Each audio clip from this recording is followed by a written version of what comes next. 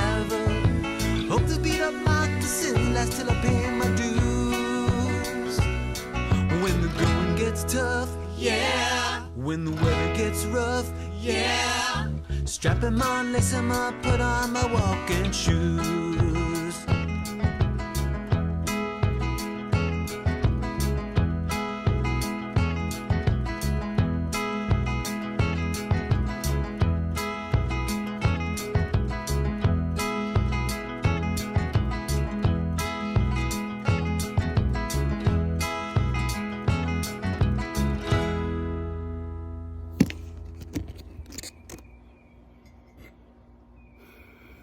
Hey guys.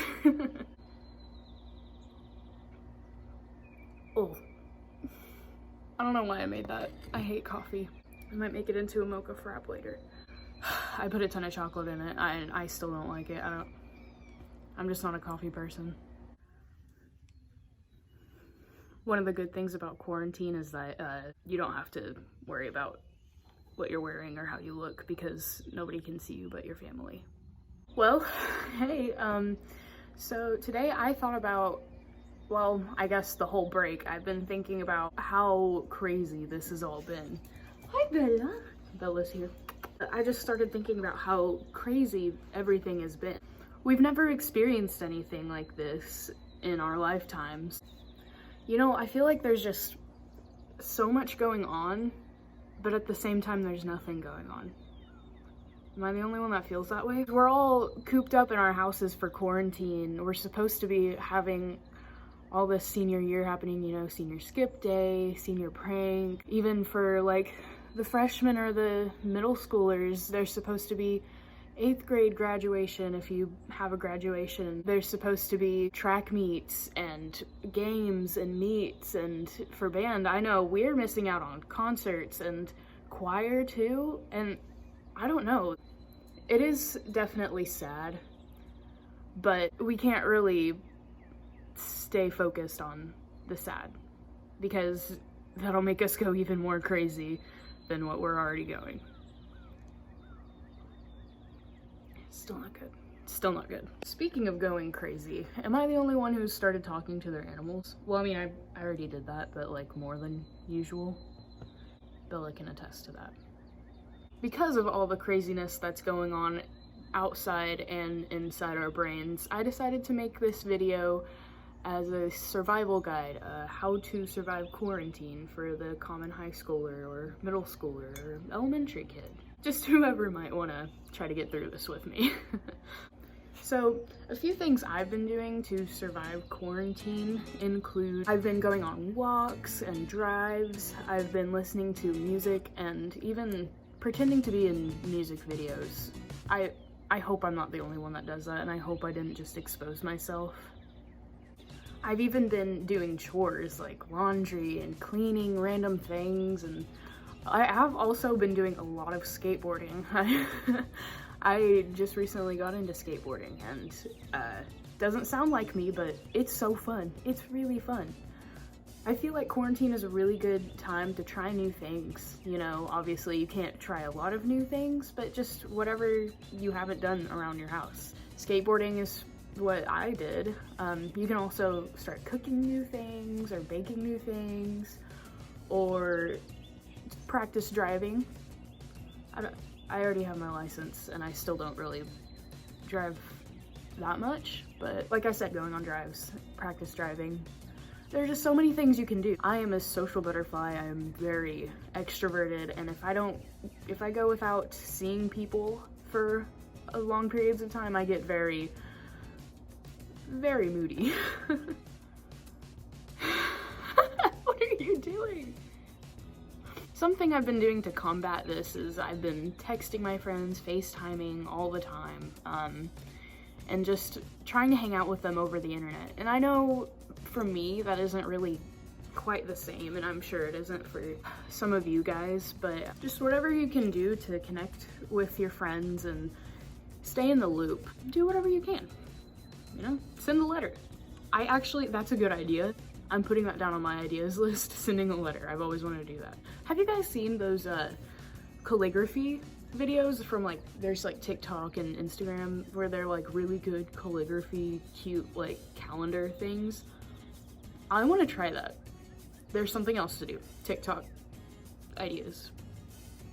So there's a lot of ideas for something you can do. I've exhausted basically all of those options, as you probably already have. This is just a list for just in case you haven't done some of those things. If you are like me and you've exhausted all of those options, then you're probably sitting here bored to your own thoughts, and that can't be good sometimes.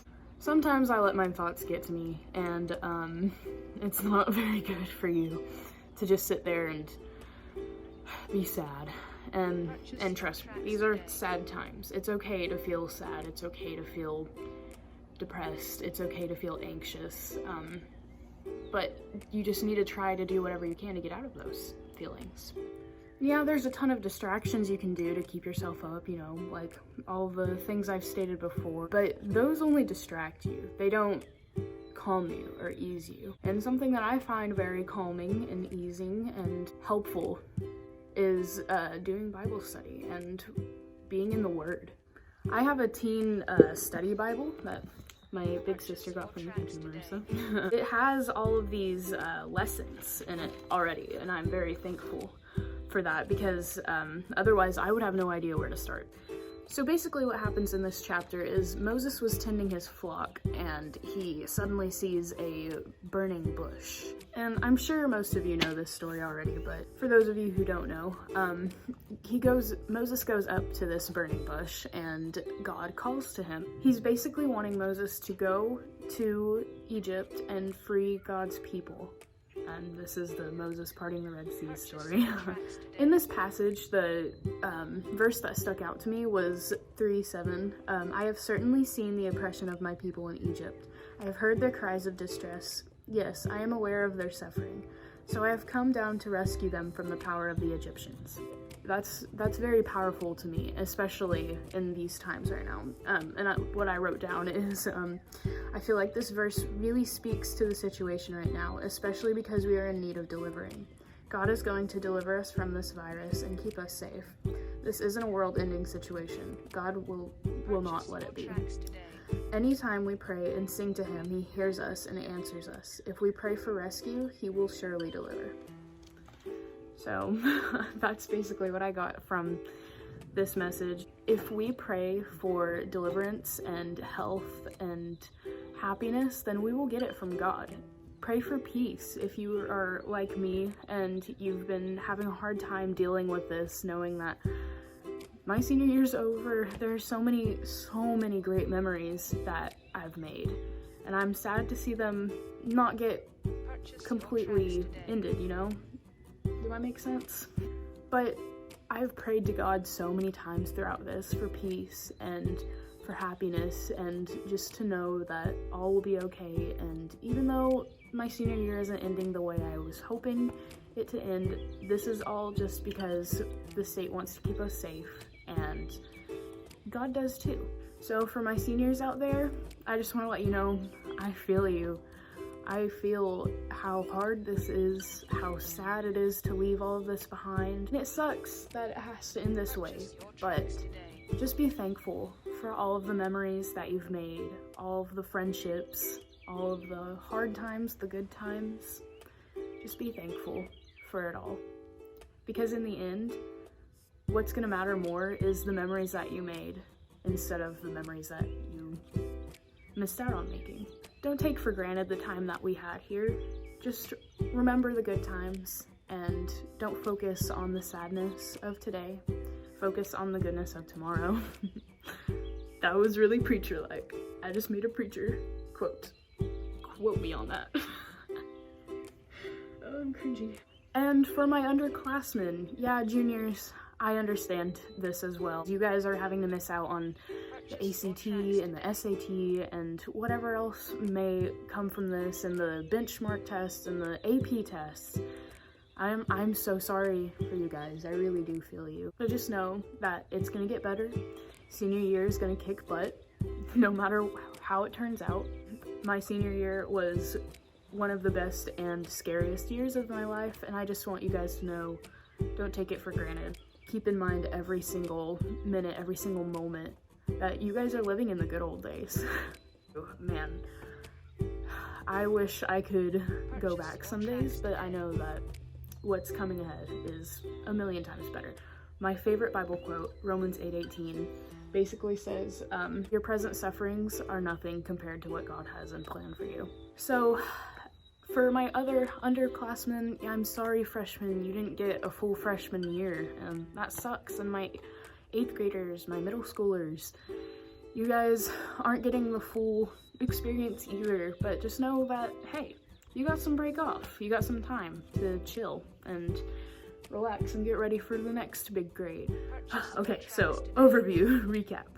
Just remember that in these really trying, weird, crazy times, to lean on God for your support. I don't know why, but I just pictured the Brawny Man, because, because they used the song, Lean on Me, and he's like, Brawny Man.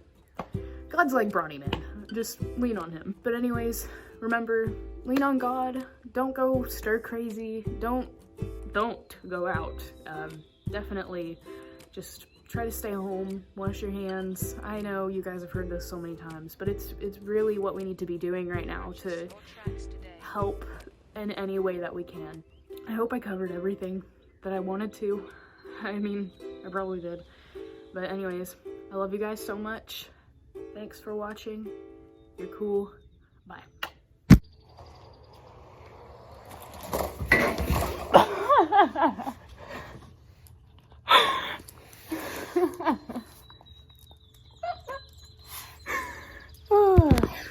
That's what I get for trying to be cool.